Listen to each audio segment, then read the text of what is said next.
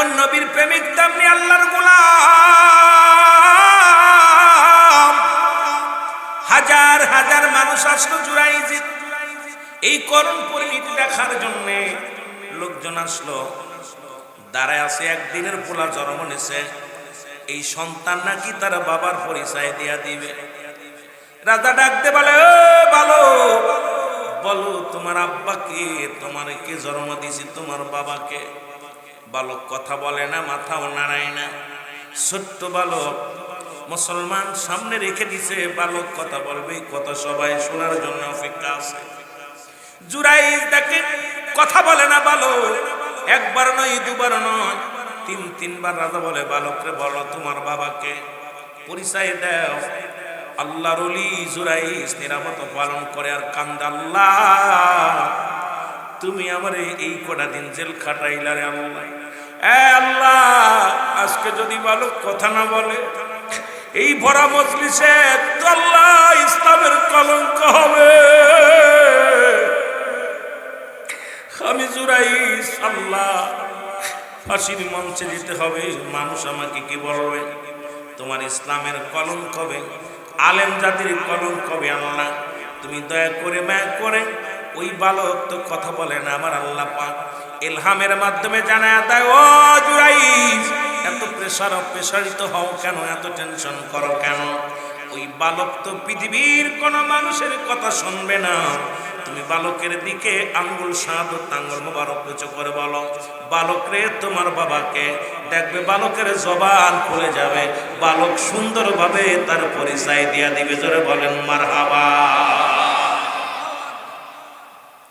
লোকজন বলে, জুরাইজ তুমি একটা সিটার বাটপার, তুমি গুন্ডা, তুমি জিনাকারী। কারণ এই ছোট্ট মানুষ একদিনের পোলা, জীবনে কথা বলতে পারে না। জুরাইজ বলে, ভাইরা একটু ধৈর্য ধরেন, সবাই শোনেন। এবার জুরাইজ বলে, বালক রে আমি জুরাইজ, আমার মায়ের দোয়া আজকে কবুল হয়ে গেছে, হাজার জনতার সামনে আমি জিনাকারী হয়ে গেছি। বলে দাও তুমি তোমার বাবার পরিচয়টা তুলে ধরো। আজকে তোমার বাবা তোমার মার সঙ্গে আমার কি সম্পর্ক তুমি বলে দাও। জুরাইজ যখন শাহাদত আঙ্গুল মোবারক দেয়া, যখন আল্লাহর ওলি যখন শাহাদত আঙ্গুল মোবারক ওই বালকের দিকে যখন উঁচু করে বলছে, বালক উপস্থিত সবাইকে উচ্চ আওয়াজে বলে, রাজার জনগণ শোনো, আল্লাহর কসম করে বলি আমি বালক যা বলি তোমরা শোনো। আমার মায়ের সঙ্গে জীবনে জুরাইনের সাক্ষাৎ হয় নাই, এমন জিনা তো দূরের কথা, আল্লাহর ওলি জুরাইজ আমার মার সঙ্গে কোনোদিন দেখা হয় নাই, আলাপ হয় নাই। সুতরাং আল্লাহর ওলি নির্দোষ। আজকে তোমরা যে আমার আল্লাহর ওলিকে তোমরা কষ্ট দিতে চাও, সবার প্রতিফল তোমাদের পাওয়া লাগবে। শুনে রাখো, আজকে আমার আব্বা যিনি, উনি রাজার পাশে যে রাখাল দাঁড়ায় আছে, ওই রাখাল হলো আমার বাবা, আর সমস্ত চক্রান্তের মূল হোতা হলো প্রধানমন্ত্রী। জোরে জোরে চিল্লায় বলা যাবে আল্লাহু আকবার। কথা বলেই বালক মারা গেলেন। সঙ্গে সঙ্গে প্রধানমন্ত্রী জুরাইনের পায়ের মধ্যে পড়ে গেলেন, ডাকতে বলে, জুরাইজ আমি স্বীকার করছি বাবা, সব ষড়যন্ত্রের মূল আমি।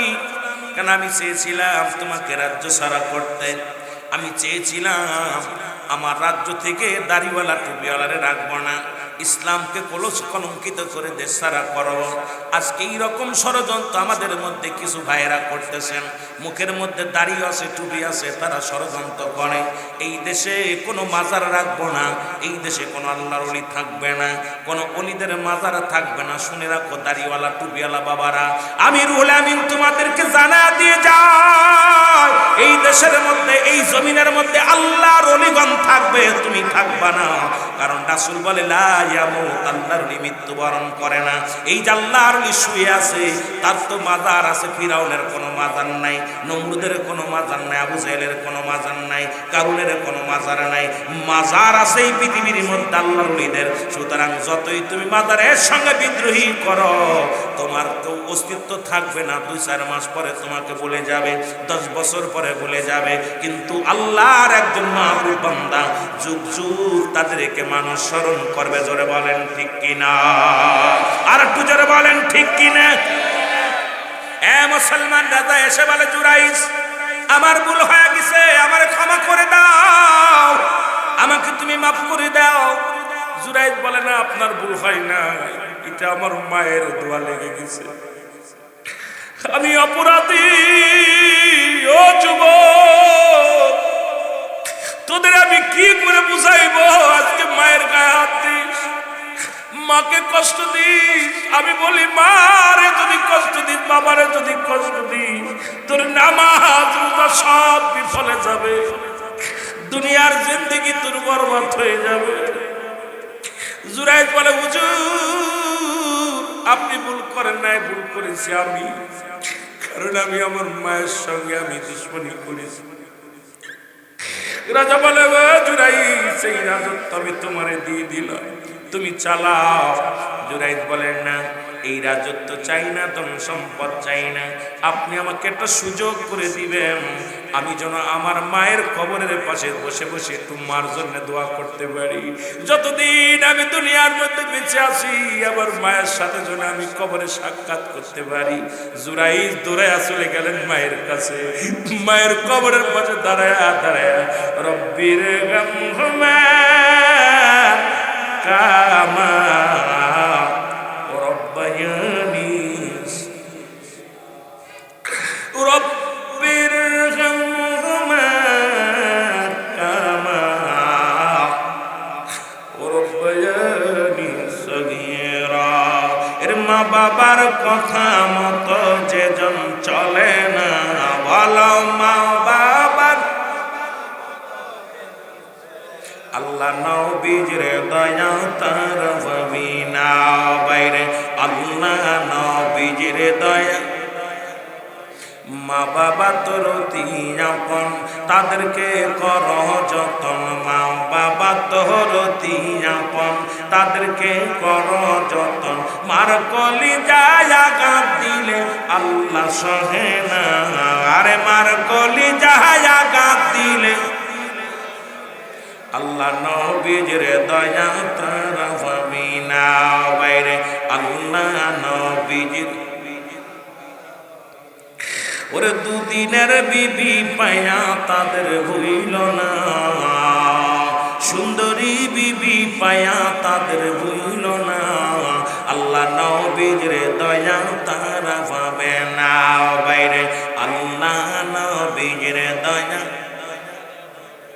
মা বাবার কথা মতো যেজন চলে না, বলো মা বাবার কথা মতো আল্লাহ নবীর দয়া তারা পাবি না বাইরে, আল্লাহ নবীর দয়া। মা বাবা অতি আপন, তাদেরকে কর যতন, মা বাবা তোর অতি আপন, তাদেরকে কর যতন। মার কলি যায় আঘাত দিলে, মার কলি যায় আঘাত দিলে আল্লাহ সহে না, আল্লাহ নবীর দয়া তার পাবি না বাইরে, আল্লাহ নবীর দয়া। ও যুবক দিলের কান্না লাগে শোনো গো,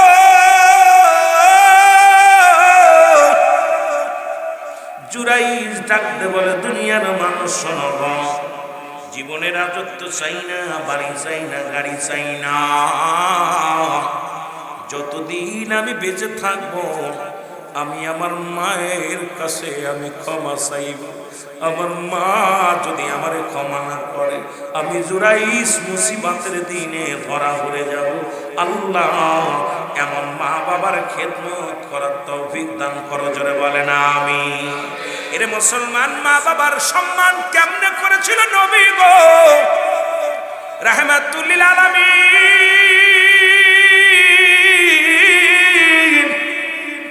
একদিন বসে আছে জনক, এক মহিলা প্রবেশ করলেন, রাসূলুল্লাহ মেয়েটাকে দেখে দাঁড়াইলেন, এবার রাসূলের কদমে মেয়েটা আসলেন।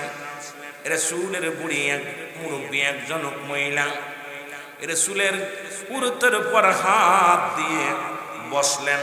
নবীজি তার নিজের রুমাল মুবারক বিছায়া দিলেন, ভালো করে শুনবেন বাবা, নবীজির চাদর মুবারক বিছায়া দিলেন। নবীজি সঙ্গে সঙ্গে মেয়েটা রাসূলুল্লাহর উরতের উপর হাত দিয়ে বসলেন, বসে নবীজির কানে কানে যেন কি বললেন। দূর থেকে সাহাবীরা দেখতে লাগলেন। সাহাবীরা এবার মহিলা যখন উঠে দাঁড়াইলেন, রাসূলুল্লাহ উঠে দাঁড়াইলেন, যতক্ষণ পর্যন্ত ওই মেয়েটা চোখের আড়াল না হলো ততক্ষণ পর্যন্ত আমার নবী দাঁড়ায়া ওই মেয়েটার দিকে তাকায় রইলেন। এবার যখন চোখের আড়াল হয়ে গেল, নবীজি বসলেন। সাহাবীরা এসে বলে, ইয়া রাসূলুল্লাহ, ইয়া হাবিবাল্লাহ, কে এই মেয়েটা গো, যার সম্মানে আপনি নিজের রুমাল মুবারক বিছায়া দিলেন, আপনার নিজের রুমালের উপরে তারা বসতে দিলেন, এমনকি আপনার কানে কানে কথা বলল, এমন কি নবী গো, আপনার কানে কানে কথা বলল, উরতের উপর ভর দিয়ে উঠল। আমার নবী চোখের পানি ছেড়ে ডাকতে বলে,